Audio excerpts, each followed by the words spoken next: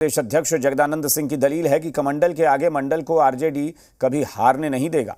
हालांकि आरजेडी के इस ऑफिशियल बयान से जेडीयू असहज है। जेडीयू कोटे से मंत्री अशोक चौधरी पूरे बयान को गैर जिम्मेदाराना करार दे रहे हैं। ऐसे में माना जा रहा है कि शिक्षा मंत्री के बयान से महागठबंधन में दरार पड़ सकती है। दूसरी तरफ बीजेपी शिक्षा मंत्री के इस्तीफे की मांग कर रही है। ये रिपोर्ट देखिए। रामचरितमानस में जो निजता का अर्थ क्या है आपको मिल जाएगा इसी टॉपिक में। रामचरितमानस पर भड़काऊ बयान क्यों? श्लोक की दुहाई, ग्रंथ पर सवाल क्यों? राम नाम पर नफरत की राजनीति क्यों? बिहार के शिक्षा मंत्री चंद्रशेखर ने देश में नया विवाद खड़ा कर दिया है। चंद्रशेखर ने रामचरितमानस को नफरत बोने वाला ग्रंथ बताया है। ये जो ग्रंथ हैं नफरत को बोने वाले एक पीएमईजीपी योजना के तहत 10 लाख लोन लेकर क्या अपना खुद का बिजनेस शुरू करना चाहते हो? इसे लेने के सीक्रेट्स को जानना चाहते हो? तो फ्रीडम ऐप को अभी डाउनलोड कीजिए। एक युग में मनुस्मृति, दूसरे युग में रामचरितमानस और तीसरे युग में गुरु गोवलकर का बंच ऑफ थॉट। ये दुनिया को नफरत, हमारे देश को, समाज को नफरत में बांटती है।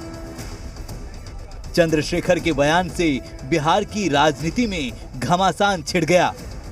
इससे पहले कि मामला शांत होता, चंद्रशेखर ने एक और विवादित ट्वीट कर आग में घी डालने का काम किया। लिखा, मेरे बयान के बाद से ठेकेदारों के पेट में ममोड़ आ रही है। अरे वो परेशान होंगे ही, उन्होंने तो मंदिरों में खूब माल छापे हैं। सवाल दलितों वंचितों का है जिन्हें तुम मंदिर में घुसने से रोकते हो।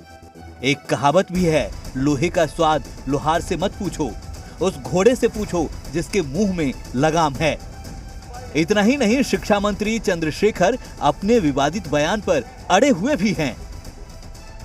आप अपने बयान पर कायम है सर?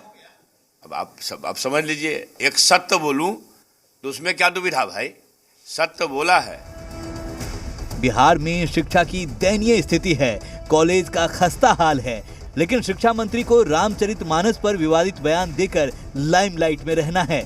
सबसे बड़ी बात है कि आरजेडी के प्रदेश अध्यक्ष जगदानंद सिंह शिक्षा मंत्री के बयान का समर्थन कर रहे हैं, जिससे जेडीयू हैरान है।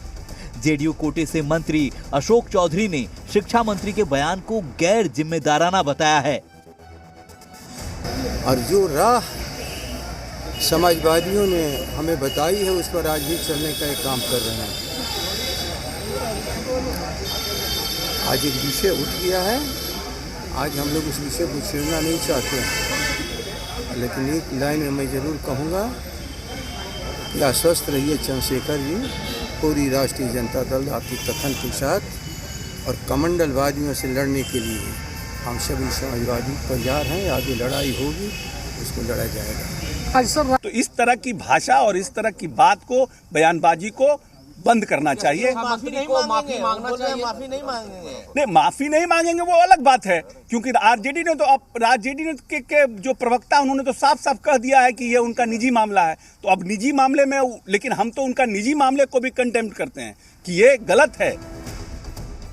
चंद्रशेखर रामचरितमानस को नफरत का ग्रंथ कह रहे हैं, जिस पर बीजेपी हमलावर है। पूर्व डिप्टी सीएम सुशील मोदी ने कहा कि शिक्षा मंत्री को 1 मिनट भी अपने पद पर बने रहने का अधिकार नहीं है। वहीं नेता प्रतिपक्ष ऐसे लोगों को अज्ञानी करार दे रहे हैं, जबकि सम्राट चौधरी शिक्षा मंत्री को दिमाग का इलाज कराने की नसीहत दे रहे हैं। और नीतीश जी कार्य की मैं बात करूंगा, मुझे नहीं मालूम है, और राष्ट्रीय जनता दल के लोग बेशर्मी के साथ डॉक्टर चंद्रशेखर के साथ खड़े दिखाई पड़ रहे हैं। तो ऐसे व्यक्ति को शिक्षा मंत्री के पद पर बने रहने का कोई अधिकार नहीं है, और नीतीश जी को अविलंब ऐसे शिक्षा मंत्री को बर्खास्त करना चाहिए। जदयू आगे न निकल जाए तुष्टीकरण में, इसलिए इस तरह के बयान देकर एक वातावरण बनाना चाहते हैं। सनातन के संतान कभी इसको स्वीकार नहीं करेगा। और मुख्यमंत्री नीतीश कुमार जी दोहरा खेल, दोहरा चरित्र मत रखिए। आपके शिक्षा मंत्री ने बोला और गलत बोला है तो आप एक्शन दिखाई पड़नी चाहिए, बर्खास्त करिए। चंद्रशेखर जी को यदि इलाज की जरूरत है तो सम्राट चौधरी अपने जेब से उनका इलाज कराने के लिए तैयार है। प्रभु राम पर विवादित बयान यह संयोग नहीं है। कुछ दिन पहले जगदानंद सिंह ने राम जन्मभूमि को नफरत की जमीन बताया था। यह वोट बैंक की राजनीति है जिसका खामियाजा हमेशा समाज को भुगतना पड़ता है। काश शिक्षा मंत्री शिक्षा की बदहाली पर इतने मुखर होते। ब्यूरो रिपोर्ट, जी मीडिया। पीएमईजीपी योजना के तहत 10 लाख लोन लेकर क्या अपना खुद का बिजनेस शुरू करना चाहते हो? इसे लेने के सीक्रेट्स को जानना चाहते हो? तो फ्रीडम ऐप को अभी डाउनलोड कीजिए।